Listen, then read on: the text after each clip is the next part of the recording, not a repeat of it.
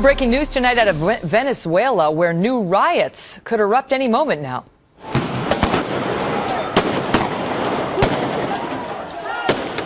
You can see in this dramatic video from over the weekend, protesters battling police, angry at their own government for the country's high inflation, violent crime, and scarcity of basic needs.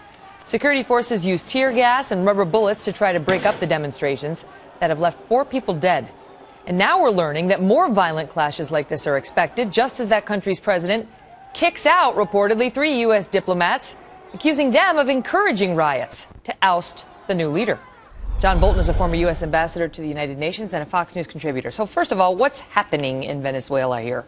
Well, I think this is another manifestation of how divided the country is. There is a lot of opposition to Nicolas Maduro, the successor to Hugo Chavez, but the opposition itself is very divided. They failed to win elections, probably because they were stolen in part, but also because of their own lack of organization. What you see in these demonstrations is a new threat, a lot of students involved this time. That's why those U.S. diplomats were kicked out. They were basically being accused of being provocateurs.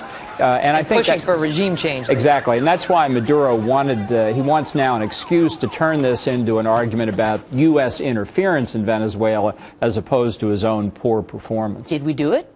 Well, I hope so, because this is, I'm sure we didn't, but this is a regime that not only is a problem for Venezuela, under Chavez, it was a problem throughout the hemisphere, funding left-wing radical governments, trying to destabilize the already fragile democracies in Latin America. We've seen a little bit less of it under Maduro because he has to cement his popularity inside Venezuela. But if he's able to do that, that threat will reappear elsewhere in the hemisphere again. Is this a significant movement? I mean, is this the kind of thing we should be getting behind, these student protesters? Well, you know, the Obama administration, even more than the Bush administration, tries to stay out of this. I wouldn't have any hesitation. I think American interest here would be better served with Chavismo, the Hugo Chavez movement, out of power.